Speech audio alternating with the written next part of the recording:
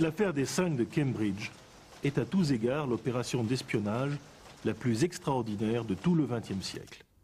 Kim Philby, Guy Burgess, Donald Maclean, Anthony Blunt et sans doute John Cairncross sont 5 intellectuels marxistes, membres pour plusieurs d'entre eux du Parti communiste de Grande-Bretagne pendant leurs années d'études, qui ont rejoint, dans le courant des années 30, les services d'espionnage soviétiques et qui sont parvenus tous, quelques années après leur recrutement, à occuper des postes de responsabilité de plus en plus importants au sein de l'appareil d'État britannique et pour le plus grand d'entre eux, Kim Philby, jusqu'au cœur même des services secrets de Sa Majesté, l'Intelligence Service.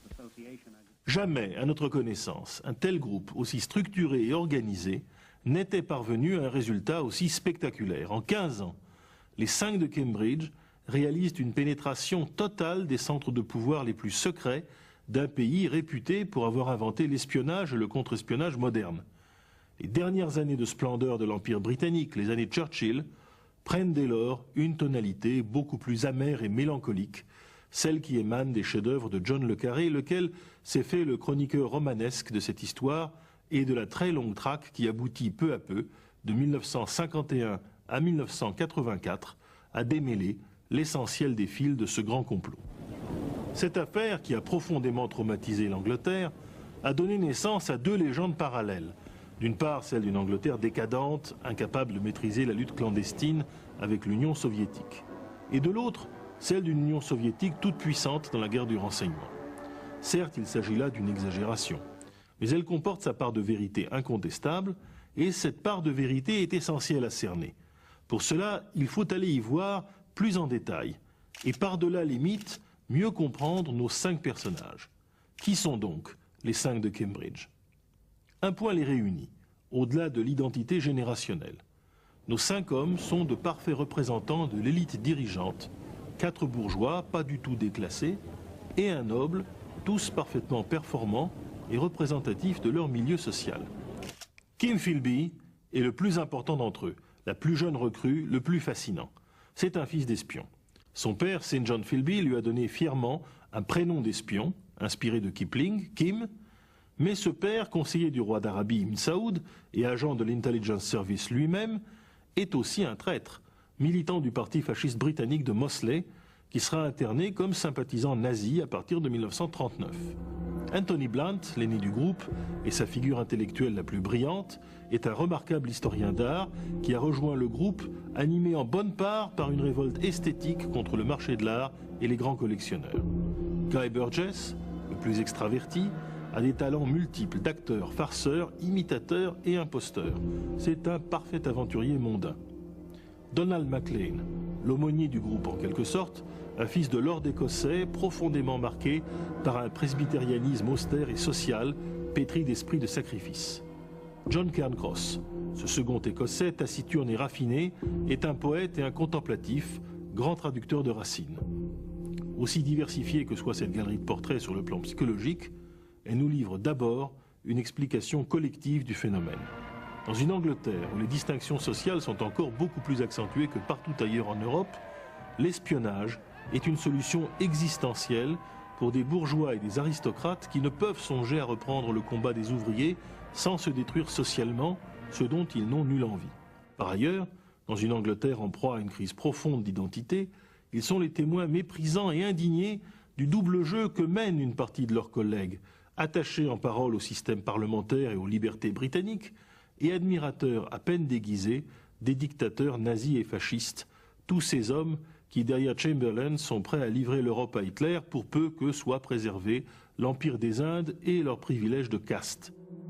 Mais certes, tous les intellectuels bourgeois de Cambridge qui sympathisaient avec le communisme vers 1935 ne sont pas devenus des taupes soviétiques. Comment nos 5 hommes ont-ils décidé, eux, de devenir des agents doubles?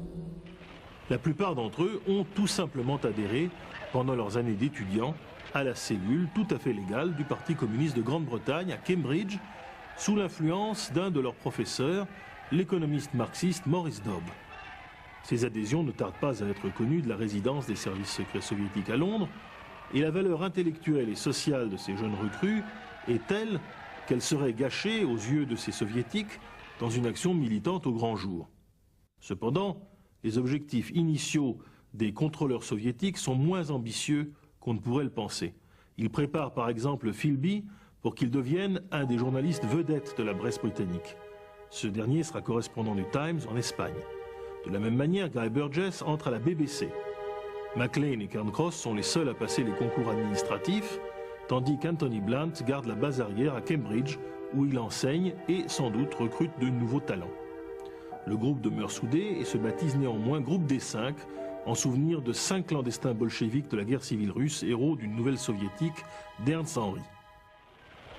C'est le bouleversement provoqué par la guerre qui subvertit tous les calculs des soviétiques. L'Intelligence Service se voit obligé de recruter de nouveaux talents anti-nazis, donc plutôt situés à gauche. Burgess y est intégré dès 1938.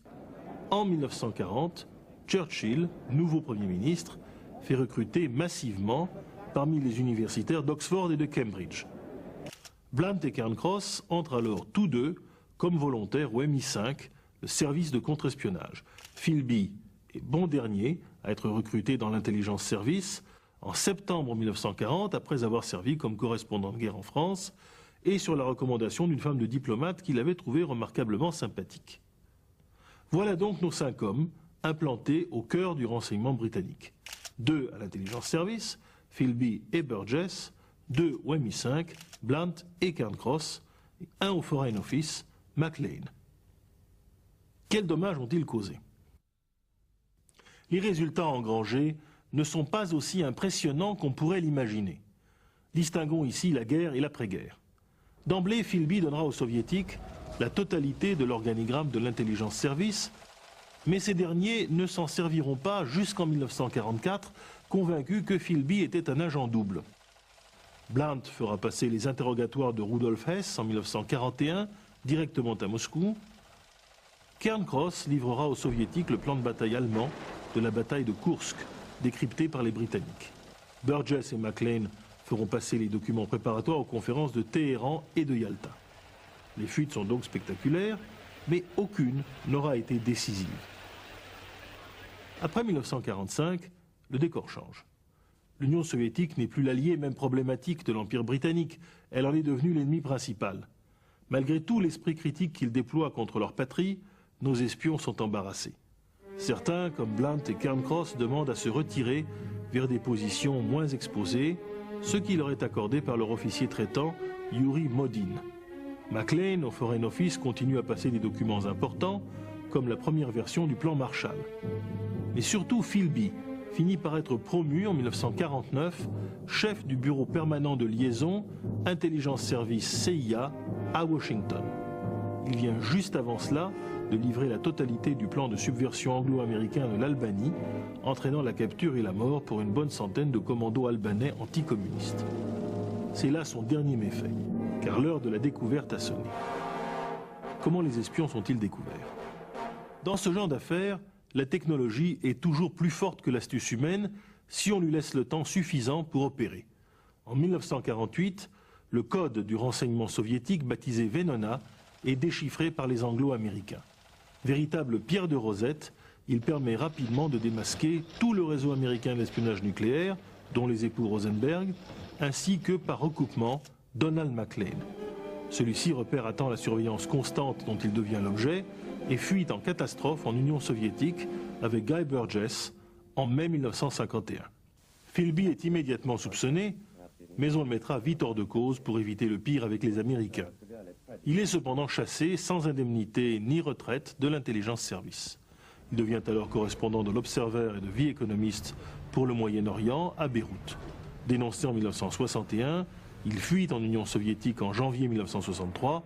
Cette fois-ci, le scandale est à son comble et la chasse à la taupe bat désormais son plein à Londres comme à Washington.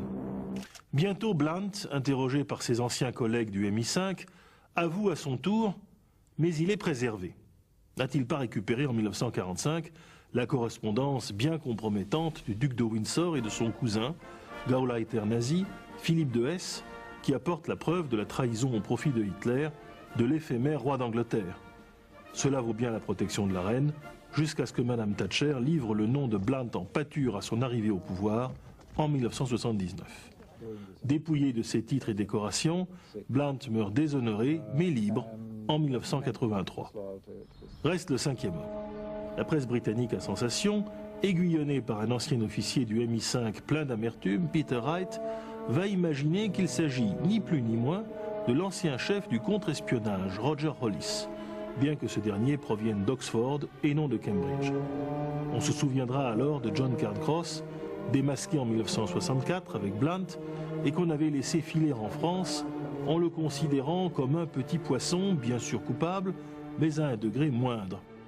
À son tour, le grand officier traitant du groupe des 5, Yuri Modin, confirmera à Moscou, après 1991, l'identité de Cairncross. Ce qui devrait être rassurant, mais ne l'est peut-être pas. Car l'empressement des Russes à identifier le cinquième homme peut aussi tenir à un accord tacite Londres-Moscou afin d'éviter un scandale plus grand encore. Il demeure en effet tout à fait possible que Lord Victor Rothschild, le vieil ami tant de Philby, de Burgess que de Blunt, héritier de la maison de banque et du titre de noblesse de sa famille, ait été ce cinquième homme. Cette thèse, plus romantique et romanesque que toutes les autres, est d'autant plus fascinante que Rothschild dénonça lui-même Philby au MI5, dont il avait été un des plus brillants officiers, en 1961, puis poussa Peter Wright à faire ses révélations sur Hollis. Mais, comme aimait à le dire le vrai père de Kim, Rudyard Kipling, ceci est une autre histoire.